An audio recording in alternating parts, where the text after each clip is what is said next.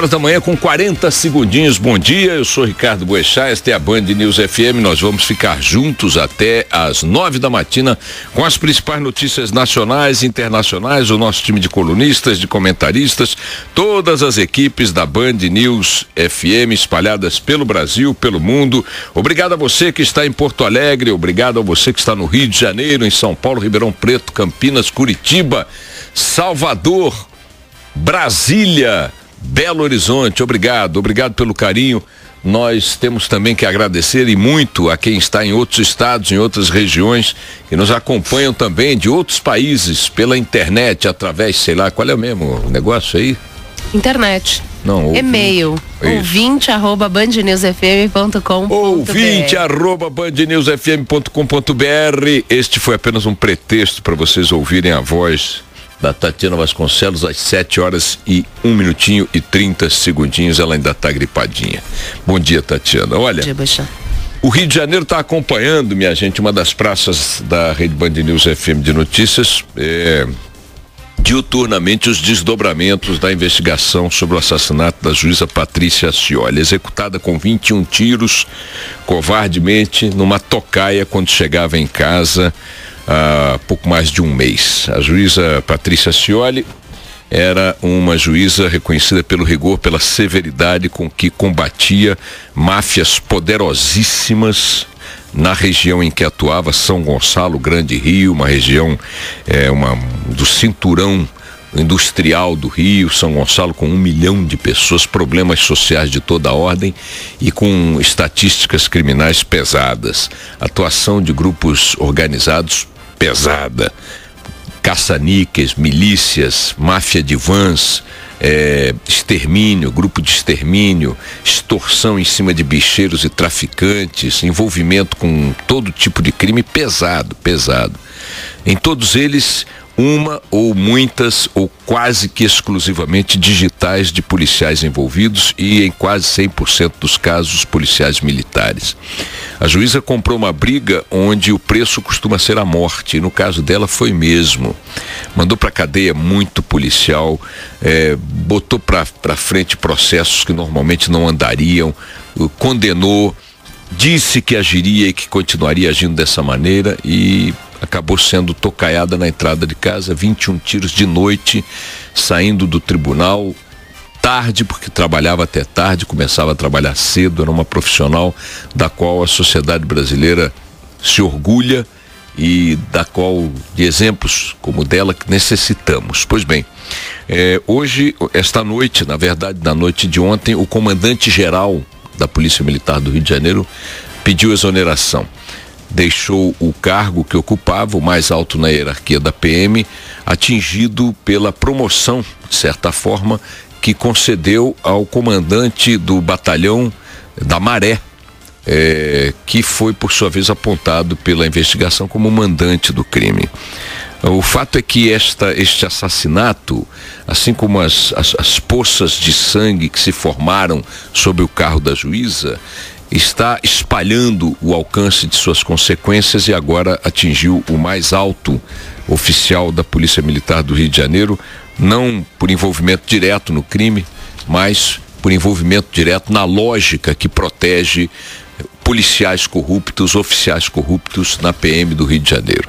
A corporação tem um peso muito grande na hora de julgar os seus próprios membros e o fato objetivo é que as punições estão muito aquém no número e na intensidade do que a quantidade de crimes atribuídos e de fato praticados por esse tipo de gente infiltrada na corporação. Estou contando isso porque há um paralelo entre este episódio, este caso e a crise, vamos chamar de crise porque não é um oba-oba, que nós estamos vendo no judiciário brasileiro, na alta cúpula do judiciário brasileiro, quando a corregedora do Conselho Nacional de Justiça, a ministra Eliana Calmon, denuncia, como fez numa entrevista, que há bandidos infiltrados no judiciário, que há criminosos de toga, que há um sistema de promoção na base da troca de favores nos tribunais, que os juízes de primeira instância que não são dóceis aos pedidos ou recomendações dos desembargadores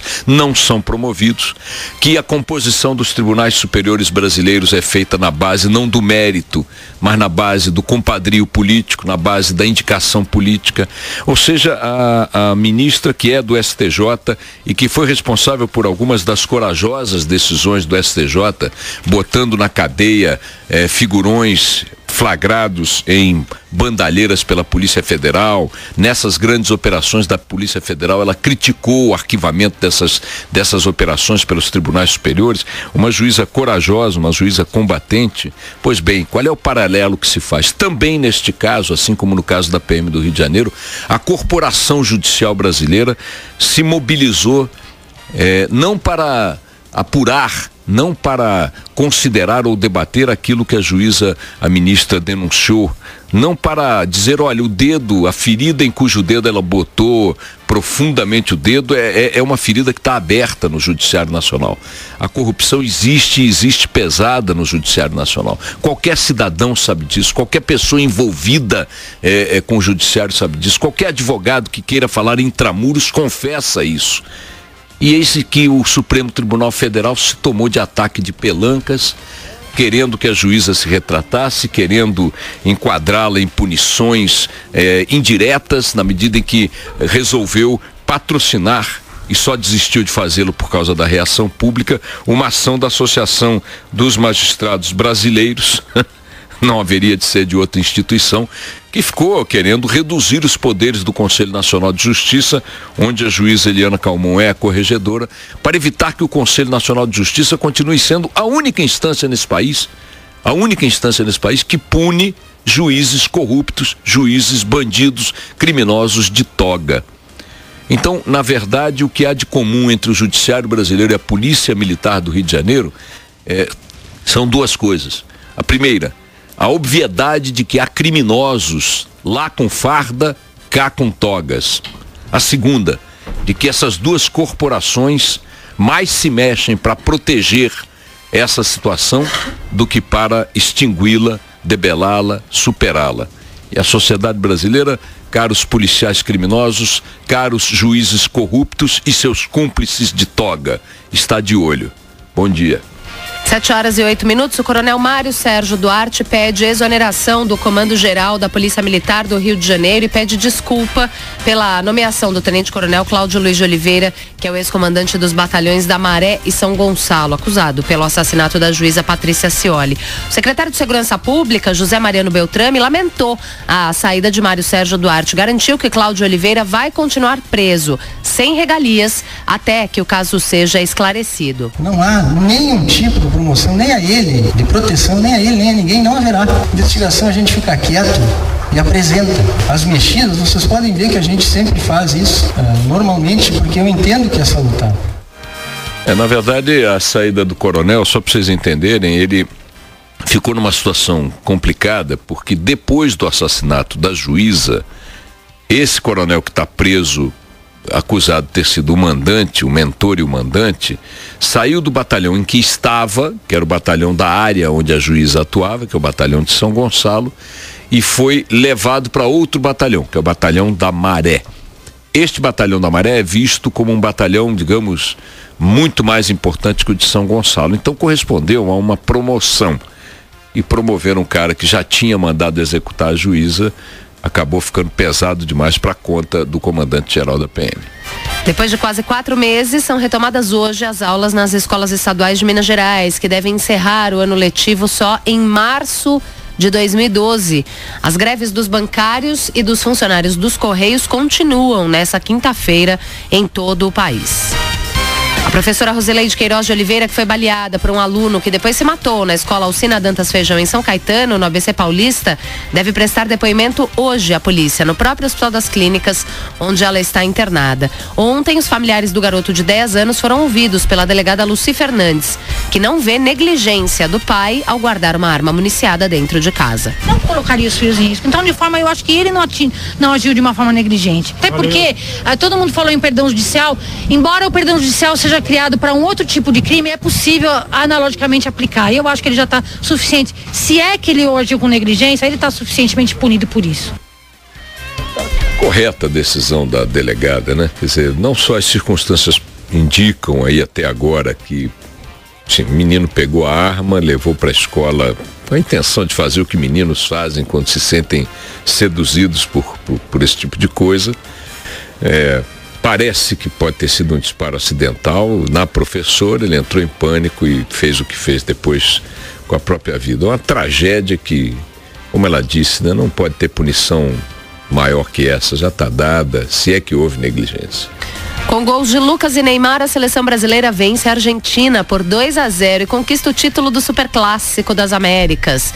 Apesar do bom futebol mostrado só com atletas que atuam no Brasil, o técnico Mano Menezes afirma que os estrangeiros têm vaga cativa na equipe. A gente não pode também iludir o torcedor de que agora vamos mudar tudo e que os jogadores que jogam nos nossos clubes são a solução para todos os problemas da seleção. Não, existe uma ordem no futebol. E a gente não pode abrir mão dessa qualidade toda. Treino é treino, jogo é jogo, amistoso não é uma coisa nem outra, né? Eu definitivamente tenho que tomar cuidado, porque eu só vi o primeiro tempo da seleção, depois, como aconteceu no primeiro jogo com a Argentina, desmaiei de sono. E, aliás, toda vez que eu quiser dormir um pouco melhor, eu vou ver uma parte de um jogo da seleção brasileira treinada por Mano Menezes, porque o primeiro tempo foi um desastre de ruim. Você achou? Muito feio. Jura? Com aquele campo ajudando, olha, um horror. Bom, eu vi, não vi o primeiro tempo inteiro, mas vi mais da metade, bem mais, 2/3 do primeiro tempo. Um jogo truncado, cheio de falta, chato. Não vi uma jogada bonita, uma jogada de efeito. Então foi porque você você viu pouco tempo do jogo. Não vi nada. Ronaldinho Gaúcho fez belos dribles, Que Neymar momento? fez belos dribles, Bruno Cortez foi o nome do jogo.